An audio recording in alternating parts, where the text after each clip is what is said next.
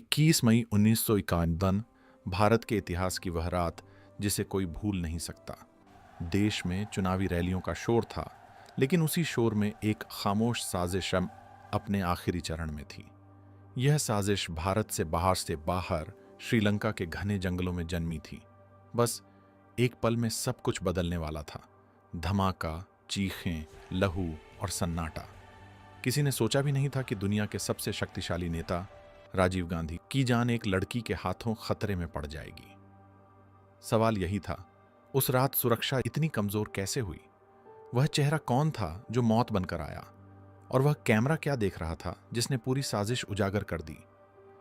कहानी शुरू होती है उस समय से जब देश में चुनावों का माहौल गर्म था।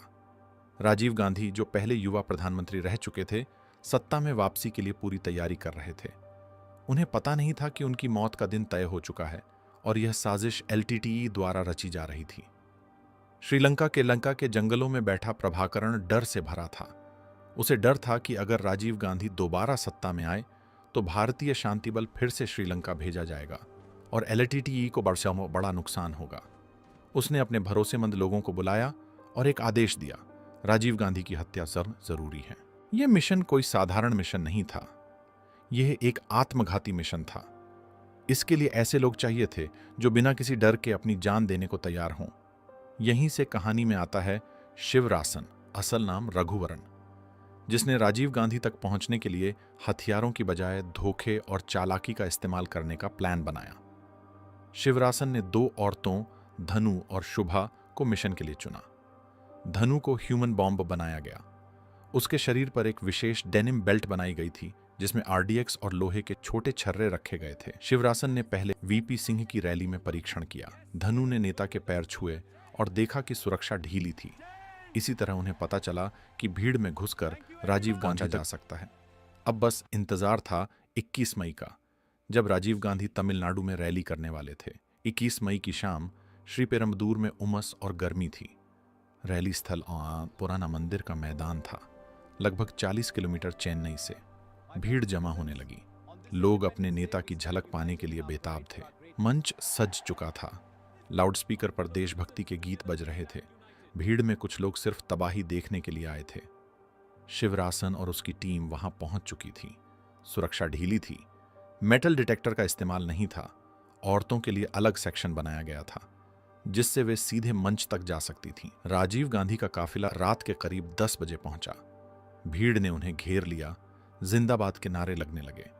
आतिशबाजी हुई। राजीव गांधी मुस्कुराते हुए लोगों से मिल रहे थे। धनु और शुभा भीड़ में मौजूद थीं। हरिबाबू कैमरा ले तैयार था।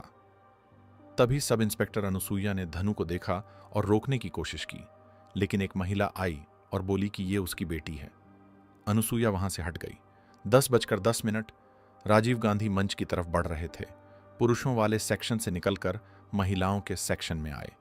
वहां खड़ी छोटी बच्ची कोकिला अपनी कविता सुना रही थी। राजीव गांधी रुके, उसकी सराहना की और हाथ फेरा। यह उनका आखिरी प्यार का पल था। धनु उनके सामने आ गई, हाथ में चंदन की माला पकड़े हुए। एक पुलिस कांस्टेबल ने उसे रोकने की कोशिश की, लेकिन राजीव गांधी ने उसे आने दिया। उन्होंने खुद अपनी मौत को पास बुलाया।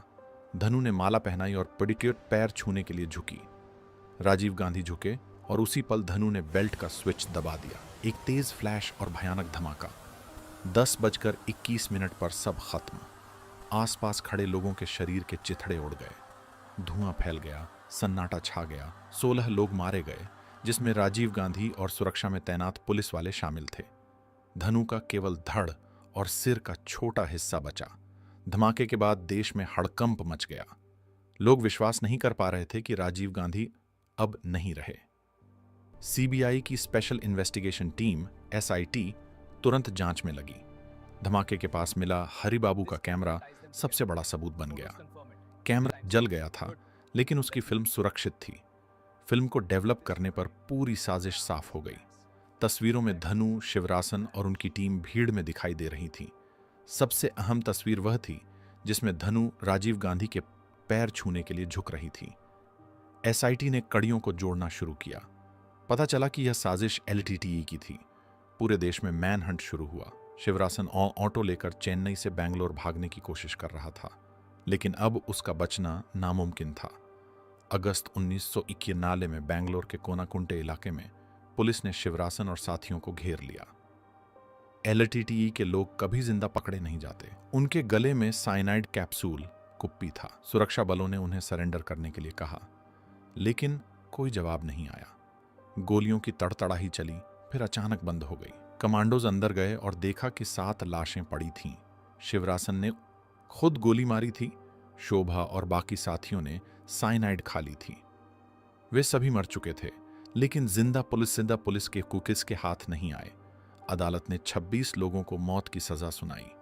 बाद में कुछ सजा कम हुई।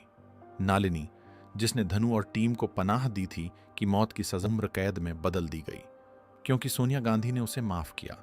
यह कहानी केवल हत्या की नहीं है। यह कहानी है भरोसे और नफरत की, जिसने एक पूरी राजनीति को हिला दिया।